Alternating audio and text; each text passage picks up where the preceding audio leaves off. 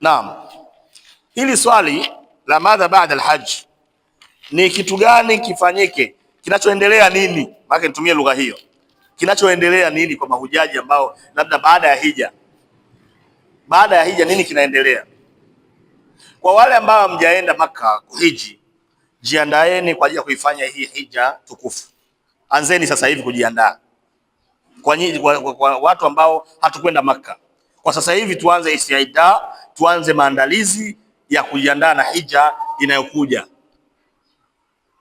lakini pia na kusafisha mazingira ya hiyo ibada yetu ya hija ambayo tunaenda kukutana nayo huko mbele inshallah, Mwenyezi Mungu akitujalia. Bimaana tujiandae kuomba msamaha kwa wale tuliowakosea, tujiandae kuwarudishia amana zao wale watu ambao tumechukua vitu vyao tuliowadhulumu, tuandae yani kuweka wanasema asila, kujaribu kupatanishana sulhu baina ya watu ambao mmegombana nao. Yani wewe jiandae kihivyo, ndio maandalizi ambayo nataka kufanya, sio ya pesa peke yake, kama mawazo ambayo tulikuwa nayo mimi na wewe kwamba hija ni man istataa. Pia sio pesa peke yake. Jiandalie mazingira ya hija yako, itengeneze kabla muda wa hija hujafika. Ndio maana nikasema swali hili linatuhusu wote. Madha baada alhajj, nini kifanyike baada ya hija?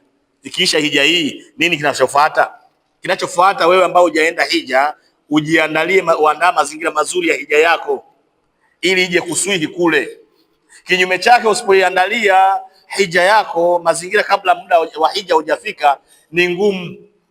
Ndugu yangu katika imani, utatoka huku shekhe, watu umewadhulumu, utatoka huku hujarudisha amana za watu, utatoka huku hujafanya, yani vitu vingi ambavyo ukienda ukirudi tena unaendelea navyo hivyo hivyo. Ndugu zangu, hija tusiichezee. Hija tusiichezee tukafanya biashara, yani kwamba mtu unakwenda kule basi kwa sababu ni una pesa zako, basi ngoja niende na mimi nione kule kuna nini. Kama unavyoenda China, unavyoenda Qatar, unavyoenda Marekani, unavyoenda wapi? Hapana, safari hii ni safari ya kiibada, ni ibada tunaadhima, ni ibada ambayo ni kubwa sana ndugu yangu. Ndugu zangu, pale Muadh alimwambia Mtume Muhammad, inni uhibbuk, kwamba mimi nakupenda wewe Mtume Muhammad. Wewe Mtume Muhammad sallallahu alaihi wasallam alimwambia Muadh, qul, sema hivi, Allahumma, Mola wangu, a'inni ala dhikrik, nisaidie niweze nisaidie katika kutaja wewe, nisikusahau wewe Mungu. Allahumma a'inni ala dhikrik, nifanye mimi niwe nakutaja kila mara, nisikusahau mimi, nisiwe bize juu yako wewe. Wa shukrik, lakini nakuomba ya Rabbi, unifanye niweze kushukuru, nisisahau, nisikose shukrani kwako, niwe ni mtu ambaye nakuwa na shukrani. Wa husni ibadatik, lakini nakuomba Mwenyezi Mungu nifanye ninapofanya ibada iwe nzuri, nifanye vizuri, nifanye kwa ukamilifu. Bimaana nikiswali swala yangu ya Rabbi, naomba niswali vizuri, ala basira, kwa elimu kabisa, nitawadhe vizuri, niswali swala zangu za sunna vizuri, niswali swala zangu za fardhi vizuri. Allahumma a'inni ala dhikrika wa shukrika wa husni ibadatik ya muqallib alqulub alabsar thabbit qalbi ala dinik, ninakuomba ya Rabbi uthibitishe moyo wangu kwenye dini yako, nisiwe na rukaruka tu kama watu wa sasa hivi. Akiwa anafanya ibada, ukimwambia kae msikitini kusikiza hata mawaidha haya, hana muda, yuko bize, kazi nyingi. Lakini kwenye kombe la dunia na kesha, inna lillahi, ona balaa hilo. Kwenye mambo ya Mungu mja huyu hana nafasi kwa sababu ana kazi nyingi, yuko bize. Tena utamuona baada ya salamu hata adhikari hafanyi, mbio nje. Kwa nini? Ana mambo mengi, yuko nje na shughuli nyingi. Sasa muangalie inapokuwa kuna mechi labda finali, shekhe wangu hata simu anazima, inna lillahi. Kwa hiyo hapa Mwenyezi Mungu kashakustukia wewe, kumbe wewe ubize wako katika mambo ya dunia ni wakati kuna mambo ya Mungu. Kunapokuwa na mambo ya Mwenyezi Mungu, wewe uko bize, una kazi nyingi weza kufanya, una muda wewe.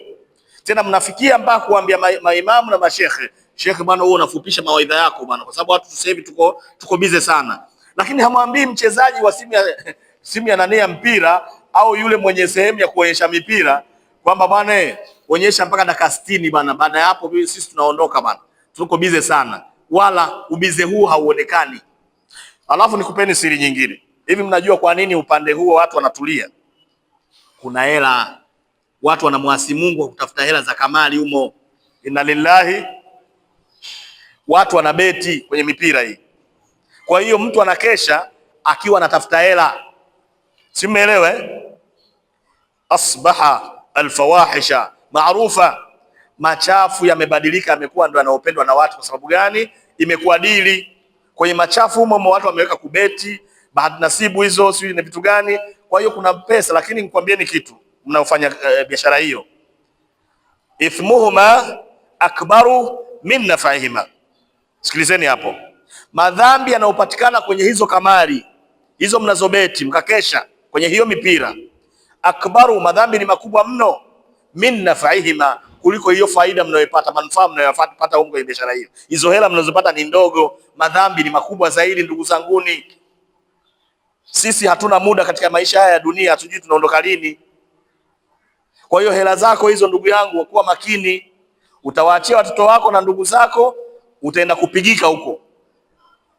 Hizo hela hizo utawaachia watoto wako na ndugu zako, wanakula bata, wanatembea na mabodyguard, sawa bana, kwa ajili ya hela zako za kubeti hizo. Mwisho wa siku utaenda kuadhibiwa wewe, utapata kichapo kaburini. Wewe mwenyewe utapiga mikelele, hakuna kukusaidia shekhe. Hawa hawana habari na wewe shekhe. Tena inawezekana hata dua kukuombea wakuombei.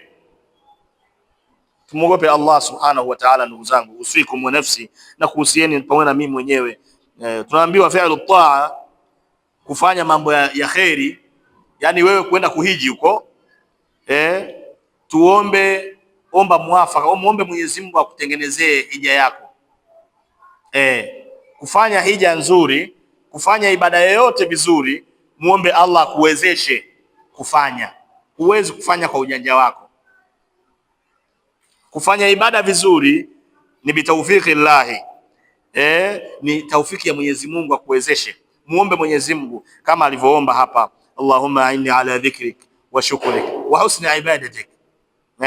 Muombe Mwenyezi Mungu akuwezeshe, akupe uwezo wa kuitengeneza ibada yake, kile kufanya ibada ya Mwenyezi Mungu iwe sahihi, iwe nzuri.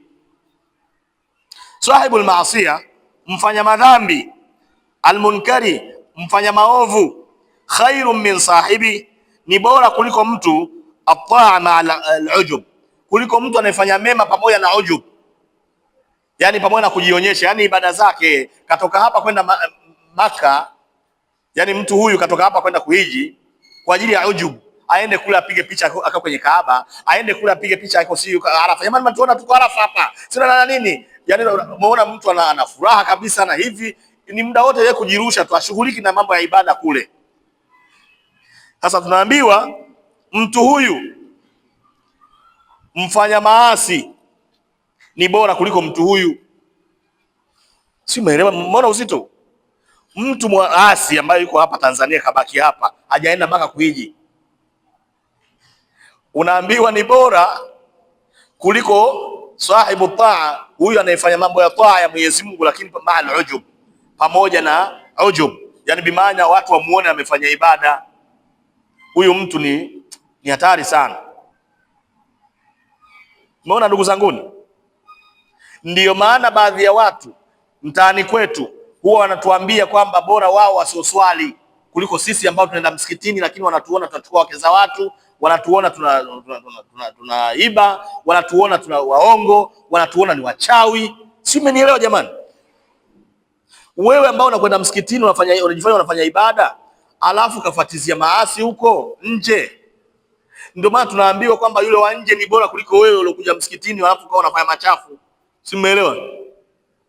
Kwa hiyo tumuogope Mwenyezi Mungu katika mambo ya ibada, na tumuombe sana atusaidie ibada zetu ziwe nzuri, ziwe ambazo Allah subhanahu wa ta'ala anaziridhia. Jamani, hija inamwathiri haji. Hija ni ile ambayo inamwathiri haji, inambadilisha. Yani kama mtaani kwako kuna mtu aliyotoka Makka, ninakuomba jirani, wewe muangalie huyo haji, tabia yake aliyokuwa nayo naijua vizuri, amebadilika vipi? Yani hiyo ndio itakufahamisha kwamba huyo haji kweli hija yake ni makbul, hija yake ni mabrur, dhanba maghfur. Kwa nini? Muangalie atakapokuwa amerudi.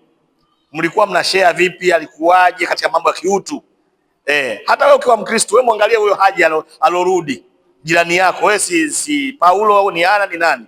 Mtizame tu huyo jirani yako alorudi kutoka Maka, katika muamala, jinsi mlikuwa mnaamiliana, mnaishi, mnasalimiana, mnawasiliana, unamuonaje haji huyo alivyorudi?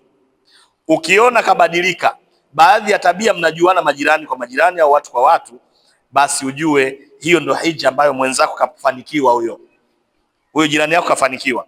Ulikuwa labda uko jirani na duka lako liko jirani na haji aliyotoka Maka, mlivyokuwa mkifanya biashara mnajuana wenyewe, unamuonaje jirani yako amebadilika kiasi gani? Lazima utagundua tu. Ukimuona hija na kawaida ya kumshepo mtu, ukiona mambo mazuri mazuri ya kiutu, basi ujue hija yake imekubalika. Alhaji yu'tharu ala al-insan ma'a al-insan, hija inamwathiri mtu na mtu, yani mtu pamoja na wenzake. Akirudi tu kulazima waseme kwamba jamani, huyu ni alhaji kweli. Tunao malhaji sisi hawana muda mrefu wametoka Maka, lakini sasa hivi wamesharudi kwenye vibuyu.